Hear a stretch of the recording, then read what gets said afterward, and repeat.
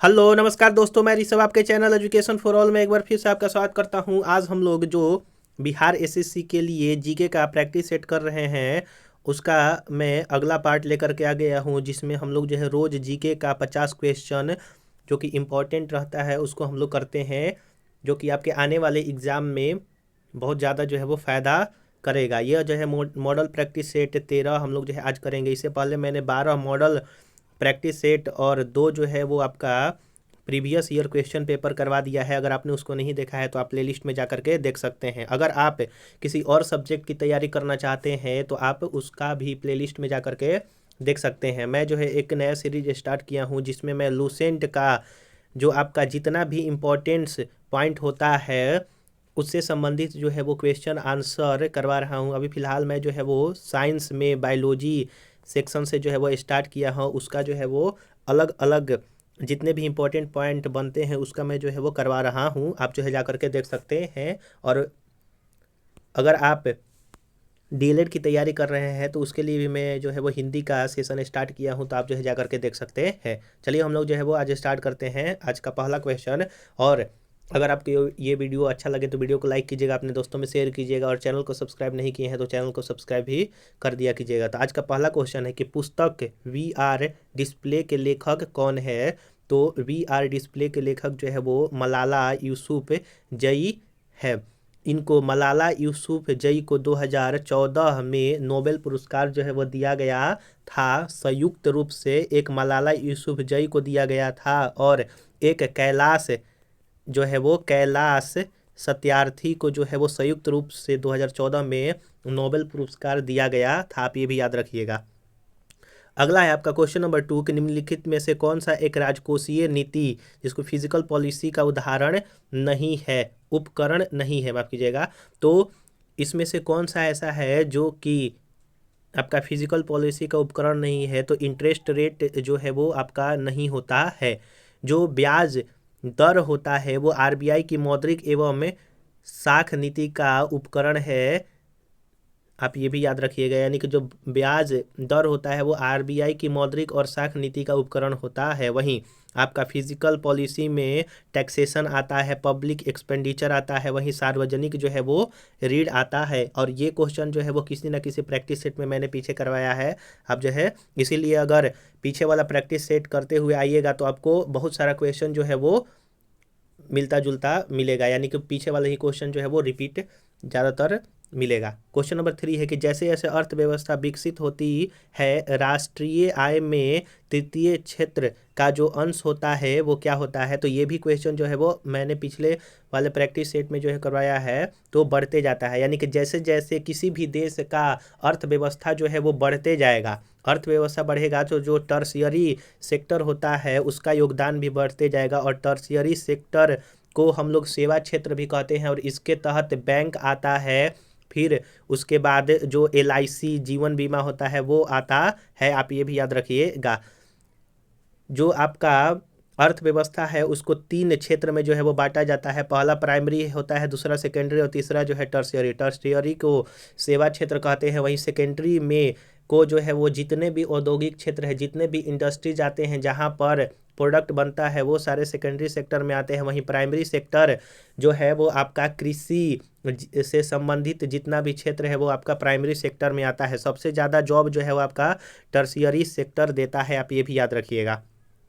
Question number 4 है कि Japan का कौन सा बंदरगाह है रेशम बंदरगाह के नाम से जाना जाता है। तो जापान का जो योकोहामा बंदरगाह है वह जो है वो रेशम बंदरगाह के नाम से जाना जाता है, और यह पूर्व मध्य होन्शु द्वीप में स्थित है। और जो आपका जापान का जो है वो कैपिटल क्या होगा आप जो है कमेंट में बतलाइएगा। इसी ऑप्शन में से जो है वो आपका कोई एक होगा। अगला है आपका 5 नंबर के निम्नलिखित में से कौन सा भारत के पूर्वी तट पर स्थित सबसे गहरा स्थलबद्ध एवं समुचित सुरक्षा युक्त बंदरगाह है। यानी कि कौन सा ऐसा है जो कि भारत के पूर्वी तट पर बंदरगाह है। तो भारत में बड़े बड़े 13 जो है वो सबसे बड़े बड़े बंदरगाह है, जिसमें से जो आपका पश्चिमी तट है यहाँ पर जो है वो कुछ बंदरगाह पाए जाते हैं, वहीं पूर्वी तट पर जो है वो कुछ बंदरगाह पाए जाते हैं, और एक आपका पोर्ट ब्लेयर जो कि अंडमान निकोबार में है, वहाँ पर जो है एक पोर्ट ब्लेयर बंदरगाह है जो कि सबसे मतलब कि बड़े बंदरगाह के अंतर्गत आता है। तो इसमें से निम्नलिखित में से कौन सबसे गहरा जो बंदरगाह है आपका वो है विशाखापट्टनम, और विशाखापट्टनम जो है वो आपका आंध्र प्रदेश राज्य में स्थित है, आप ये भी याद रखिएगा। जो तूतीकोरिन है वो आपका तमिलनाडु राज्य में स्थित है। पारादीप जो है वो बंदरगाह उड़ीसा में राज्य में स्थित है। वहीं चेन्नई बंदरगाह जो है वो आपका यह भी तमिलनाडु राज्य में स्थित है। तो तूतीकोरिन हुआ, चेन्नई हुआ, यह आपका तमिलनाडु राज्य में स्थित है, आप इतना याद रखिएगा। तो इसका ऑप्शन नंबर ए सही हो जाएगा। क्वेश्चन नंबर 6 है कि इनमें से कौन नेता नरमपंथी के थे, यानी कि निम्नलिखित में से कौन से ऐसे हैं जो कि नरमपंथी से बिलोंग करते थे। तो ऑप्शन नंबर बी हो जाएगा दादा भाई नौरोजी, बाल गंगाधर तिलक, लाला लाजपत राय और बिपिन चंद्र पाल। इन्हीं को जो है वो लाल, बाल और पाल जो है वो की संज्ञा जो है वो दिया जाता है। लाला से लाला लाजपत राय, बाल से बाल गंगाधर तिलक, वहीं पाल से बिपिन चंद्र पाल जो है ये सारे आपके गरम दल के नेता थे। वहीं दादा भाई नौरोजी हुए, फिर उसके बाद आपके महात्मा गांधी हुए, जवाहरलाल नेहरू हुए, फिर आपके बाल कृष्ण हुए, गोपाल बाल कृष्ण हुए, वो जो है नरम दल के नेता थे। और पहली बार जो है वो कांग्रेस में जो फूट पड़ा था वो आपका 1907 के सूरत अधिवेशन में पड़ा था, जिसमें गरम दल और नरम दल जो है वो अलग हो गए थे, और 1916 में जो है वो फिर से दोनों मिल गए, और मुस्लिम लीग भी कांग्रेस से जो है वो 1916 में ही मिला था, और फिर से गरम दल और नरम दल में टूट जो है वो 1918 में जो है वो हुआ था। तो आशा करूंगा कि अगर आप एक कॉपी और पेन लेकर के बैठे होंगे तो जितना भी मैं यहाँ पर एक्स्ट्रा फैक्ट बतलाया हूँ आप उसको नोट जरूर से जरूर कीजिएगा। और अगर आपको ये वीडियो पसंद आ रहा होगा तो वीडियो को लाइक कीजिएगा, अपने दोस्तों में शेयर कीजिएगा, और चैनल को सब्सक्राइब नहीं किए हैं तो चैनल को सब्सक्राइब भी कर लिया कीजिएगा। इससे पहले मैंने जो है वो आपका 14 वीडियो जो है इसका अपलोड कर दिया है, अगर आपने उसको नहीं देखा है तो आप प्लेलिस्ट में जा करके देख सकते हैं। क्वेश्चन नंबर 7 है कि होम रूल लीग की स्थापना किसने किया था। तो होम रूल लीग की स्थापना जो है वो ऑप्शन के हिसाब से एनी बेसेंट हो जाएगा। एक एनी बेसेंट ने 1916 ईस्वी में होम रूल लीग की स्थापना किए थे। वहीं 1916 में ही बाल गंगाधर तिलक ने भी होम रूल लीग की स्थापना किए थे।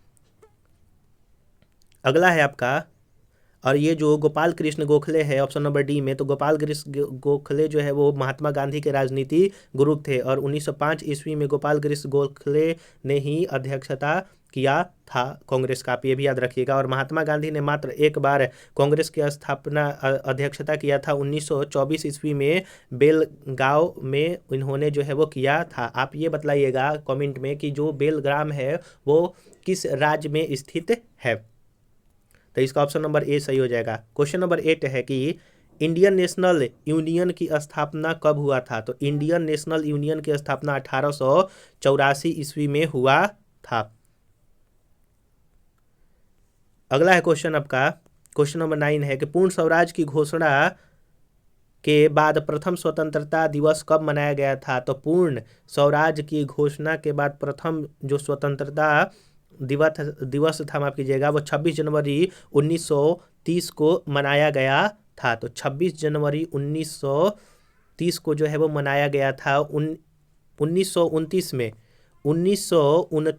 में रावी नदी के तट पर लाहौर में जो है वो कांग्रेस अधिवेशन हुआ था, जिसमें स्वराज यानी पूर्ण स्वराज की जो है वो मांग किया गया था। वहीं आपका 26 जनवरी 1930 को प्रथम स्वतंत्रता दिवस जो है वो मनाया गया था। और लाहौर अधिवेशन के 1929 में जो अध्यक्ष थे वो आपके पंडित जवाहरलाल नेहरू थे। क्वेश्चन नंबर 10 है कि भारत में प्रथम अंतरिम सरकार की स्थापना कब किया गया था। तो भारत में प्रथम जो आपका अंतरिम सरकार है उसकी स्थापना 2 सितंबर 1946 ईस्वी को हुआ था, जिसमें 12 सदस्यीय अंतरिम सरकार ने शपथ ग्रहण जो है वो किया था, आप ये याद रखिएगा। तो ऑप्शन नंबर बी इसका जो है वो सही आंसर हो जाएगा।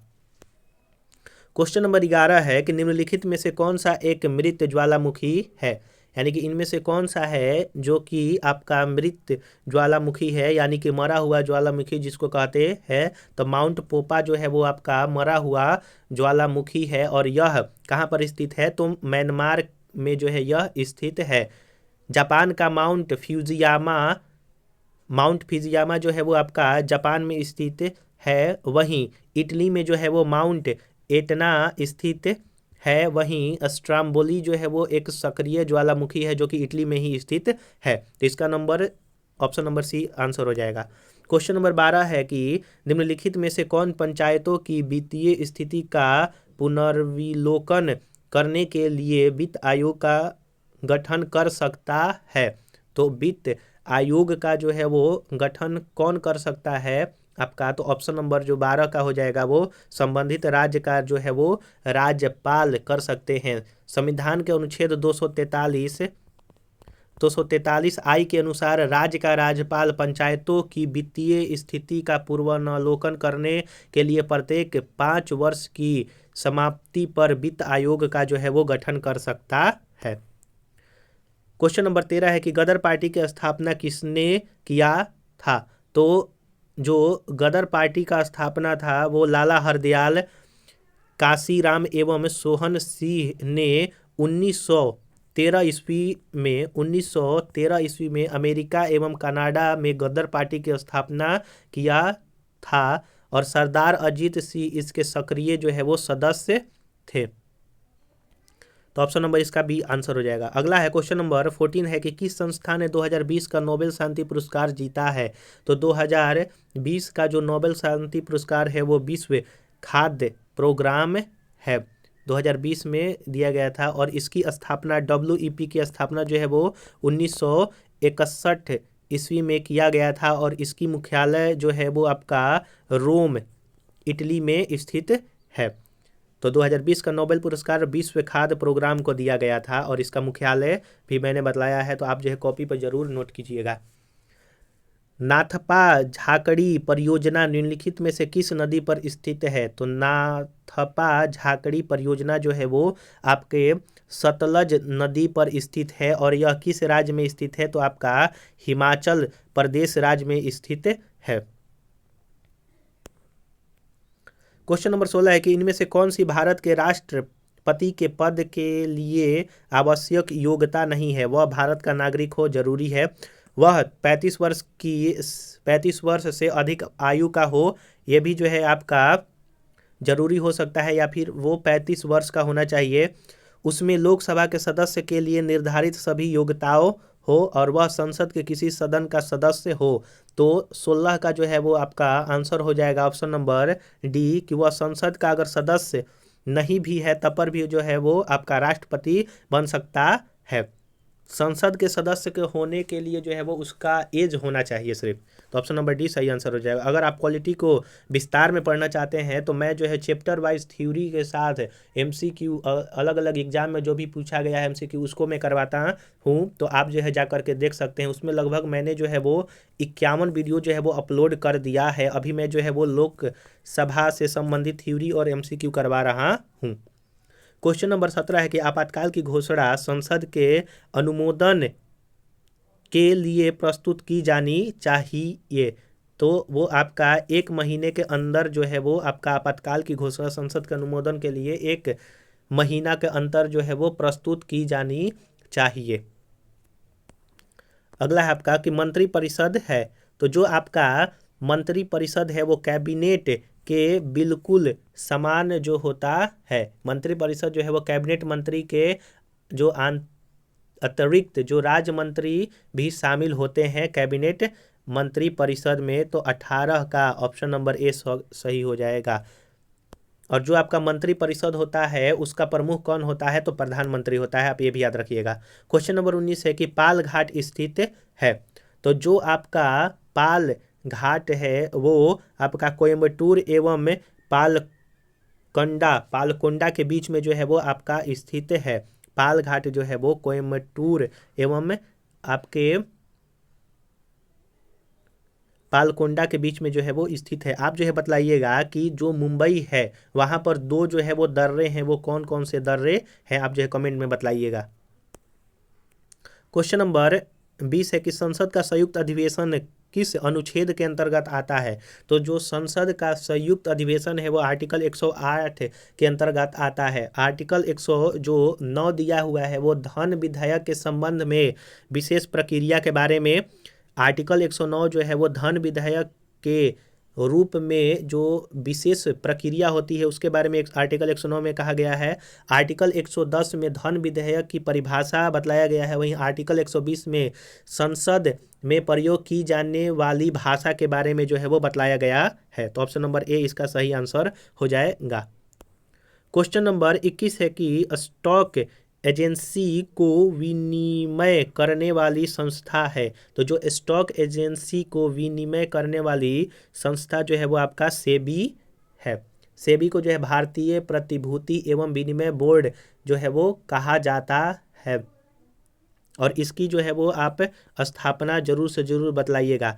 आरबीआई की स्थापना 1934 के एक्ट के तहत 1935 में किया गया था और राष्ट्रीयकरण जो है वो आरबीआई का 1949 में किया गया था। आप ये भी याद रखिएगा। क्वेश्चन नंबर 22 है कि भूटान संयुक्त राष्ट्र संघ में कब शामिल हुआ। तो जो आपका भूटान है वो संयुक्त राष्ट्र संघ में 1971 ईस्वी में शामिल हुआ था। 21 सितंबर 1971 को भूटान जो है वो आपका संयुक्त राष्ट्र संघ में शामिल हुआ था। क्वेश्चन नंबर 23 है कि राज्यों के स्थापना वर्ष क्रम के अनुसार जो है वो सजाना है। तो राज्यों के स्थापना के अनुसार जो है वो आपका सजाना है। तो पहले मणिपुर का हुआ था, फिर मिजोरम, फिर छत्तीसगढ़, फिर उसके बाद तेलंगाना का। मणिपुर का जो है वो आपका 21 जनवरी 1972 में हुआ था। मिजोरम का जो है वो 20 फरवरी 1987 को हुआ था और छत्तीसगढ़ का 1 नवंबर 2000 को हुआ था। वहीं तेलंगाना का 2 जून 2014 को हुआ था। आप ये भी याद रखिएगा।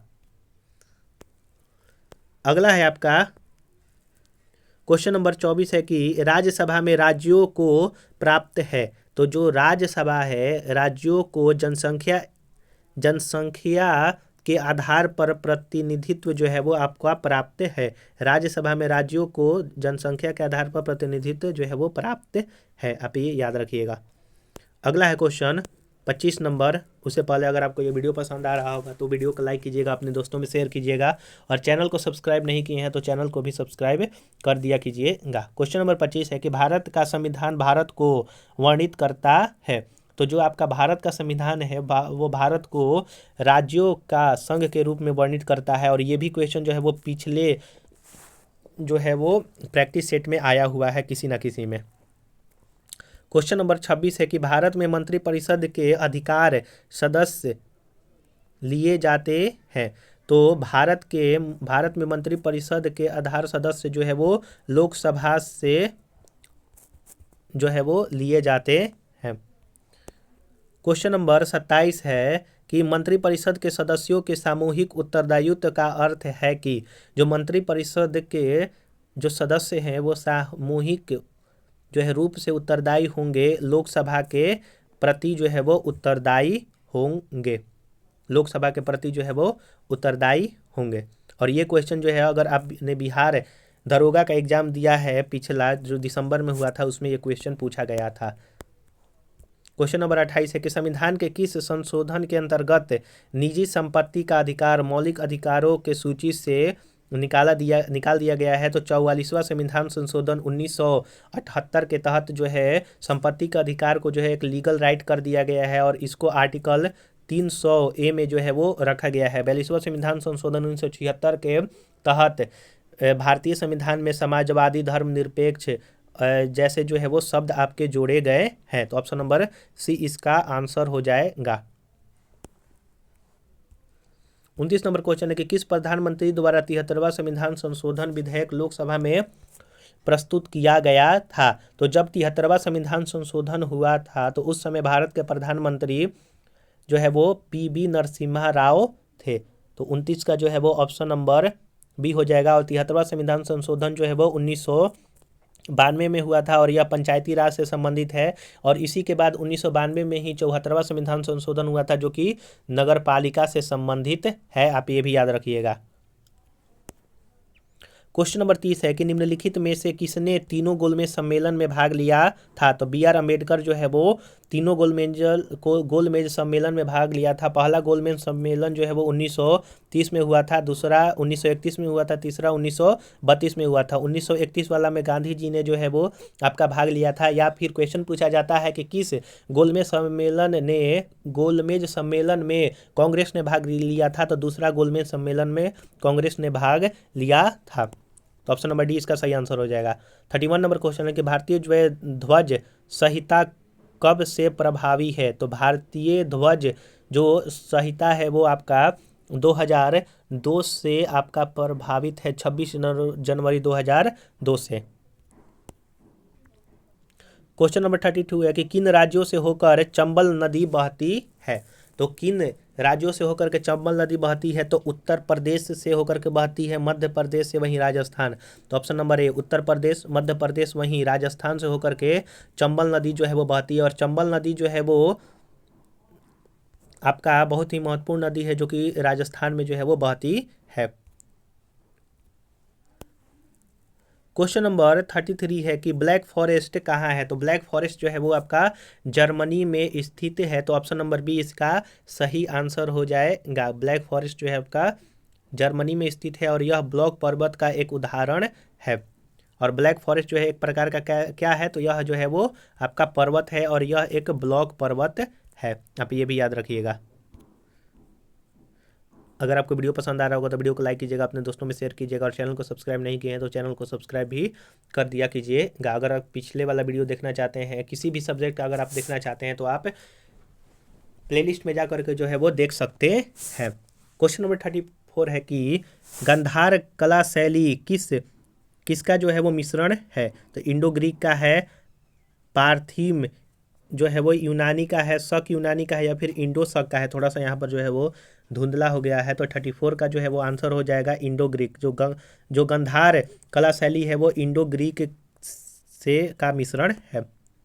अगला है आपका कि IDBI भारतीय औद्योगिक जो विकास बैंक का मुख्यालय निम्नलिखित में से कहाँ पर स्थित है। तो IDBI का मुख्यालय जो है वो आपका महाराष्ट्र में स्थित है।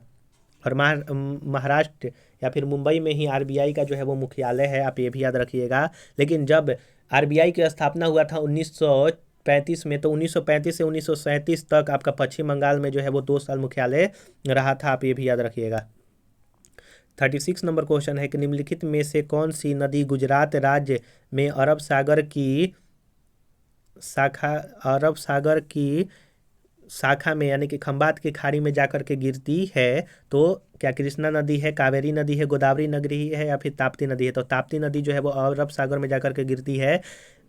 और यह ताप्ती और नर्मदा नदी 2 ऐसी नदियाँ हैं जो कि अरब सागर में गिरती हैं और यह एस्चुरीज बनाती है। वहीं कृष्णा नदी डेल्टा बनाती है, कावेरी भी डेल्टा बनाती है और गोदावरी भी जो है वो आपका डेल्टा बनाती है। कृष्णा जो डेल्टा है वो आपके आंध्र प्रदेश राज्य में स्थित है। कावेरी डेल्टा जो है ये भी जो है आंध्र प्रदेश और तमिलनाडु के राज्य के जो है तट पर जो है वो कृष्णा कावेरी डेल्टा बनता है। क्वेश्चन नंबर 37 है कि किसी देश का मानक समय ग्रीनविच मध्य समय से कितने गुणक के अंतर पर जो है वो आपका होता है। तो जो आपका 37 है इसका आंसर हो जाएगा डी, 4 मिनट के जो है वो गुणांक के अंतर में रहता है। 38 नंबर क्वेश्चन है कि निम्नलिखित में से किस राज्य में राज्यपाल को कानून और व्यवस्था तथा उससे संबंधित उसके कार्यों के निर्वहन के संबंध में संविधान के अनुच्छेद 371 के तहत विशेष जो है वो जिम्मेदारी दी गई है। तो वो आपका अरुणाचल प्रदेश राज्य में है। आर्टिकल 371 के तहत जो है वो विशेष जो है वो आपके जिम्मेदारी जो है वो राज्यपाल को दी गई है। क्वेश्चन नंबर 39 है कि निम्नलिखित में से कौन सा सुमेलित नहीं है। तो इसमें से जो है वो आपका कौन सा माफ कीजिएगा सुमेलित नहीं है। तो जो बहासा है वो थाईलैंड में नहीं बोला जाता है। थाईलैंड में जो है वो आपका सियामी जो है वो भाषा बोला जाता है। जो आपका भाषा है वो आपका इंडोनेशिया में बोला जाता है। डेनिश जो है वो डेनमार्क में बोला जाता है। नीदरलैंड में डच बोला जाता है और चीन में जो है वो मंदारिन बोला जाता है। थाईलैंड में जो है आपका सियामीज या फिर थाई भाषा बोला जाता है। वहीं भाषा जो है वो इंडोनेशिया में बोला जाता है भाषा। क्वेश्चन नंबर 40 है कि अंतर्राष्ट्रीय आलू केंद्र जो है का मुख्यालय कहाँ पर है। तो अंतर्राष्ट्रीय जो आपका आलू केंद्र है इसकी स्थापना 1971 में हुआ था और यह लीमा पेरू में जो है वो आपका स्थित है। और भारत में अगर बात किया जाएगा तो शिमला में आपका स्थित हो जाएगा। क्वेश्चन नंबर 41 है कि सूर्य और पृथ्वी के मध्य अधिकतम दूरी रहती है। तो सूर्य और पृथ्वी के बीच में जो अधिकतम दूरी होती है वो 4 जुलाई को होती है। आप ये याद रखिएगा, 4 जुलाई को जो है वो होती है और इसी को एपिहेलियन कहा जाता है। 4 जुलाई को सबसे दूर और 4 जनवरी को जो है वो सबसे नज़दीक होता है। आप ये भी याद रखिएगा। भारत की संसद द्वारा आपदा प्रबंधन अधिनियम पारित हुआ था। तो भारत के संसद द्वारा जो आपदा प्रबंधन जो अधिनियम था वो 2005 में जो है वो पारित हुआ था, दिसंबर के महीना में। क्वेश्चन नंबर 43 है कि अजंता की चित्रकारी इन कथाओं को चित्रण करती है। तो जो आपके अजंता का चित्रकारी है वो आपका जातक कथाओं का वर्णन जो है वो करती है। और अजंता का जो गुफा है वो कहाँ पर है, आप जो है कमेंट में बतलाइएगा किस राज्य में अजंता की गुफा स्थित है। सालबाई की संधि जो है वो किस वर्ष हुई थी। तो सालबाई की संधि जो है आपका 17 मई 1782 ईस्वी में 17 मई 1782 ईस्वी में मराठा साम्राज्य और ब्रिटिश ईस्ट इंडिया कंपनी के बीच में जो है वो हुआ था। और ये प्रथम आंग्ल मराठा युद्ध को समाप्त करने के लिए जो है वो आपका सलबाई की संधि जो है वो किया गया था 1782 ईस्वी में। और 1799 ईस्वी में जो है वो टीपू सुल्तान की मृत्यु हुई थी। आप ये भी याद रखिएगा। क्वेश्चन नंबर 45 है कि भारतीय जो, एक मिनट यहाँ पर जो है वो इसका मैं थोड़ा सा देख लेता हूँ, क्वेश्चन थोड़ा ब्लर हो गया है। हाँ देखिए 45 नंबर क्वेश्चन है कि भारतीय सेना ने गोवा को पुर्तगालियों से कब आज़ाद करवाया और उससे केंद्र शासित प्रदेश जो है वो घोषित किया। तो क्या वो 1967 में था, 1900 आपका 71 में था, 61 में था, 1969 में था या फिर 1952 में था।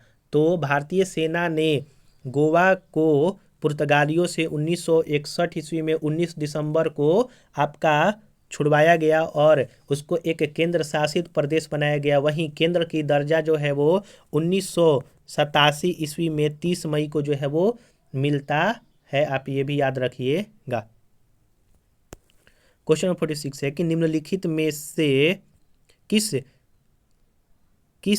टीम ने 1975 में पहला क्रिकेट विश्व कप जीता था। तो निम्नलिखित में से 1975 में वेस्ट इंडीज ने जो है वो आपका कप जीता था लगातार 2 बार, यानी कि 1975 और 1979 में वेस्ट इंडीज ने ही जीता था। सबसे ज़्यादा 6 बार जो है वो ऑस्ट्रेलिया ने आपका जीता है। और 2023 में विश्व कप हुआ था जो कि भारत में हुआ था। भारत और ऑस्ट्रेलिया के बीच में फाइनल मैच हुआ जिसमें भारत की हार हुई और ऑस्ट्रेलिया ने 6ठा बार जो है वो आपका किताब जो है वो विश्व कप का जो है वो जीता। आप ये भी याद रखिएगा। और इंग्लैंड ने 1 बार जो है वो जीता है।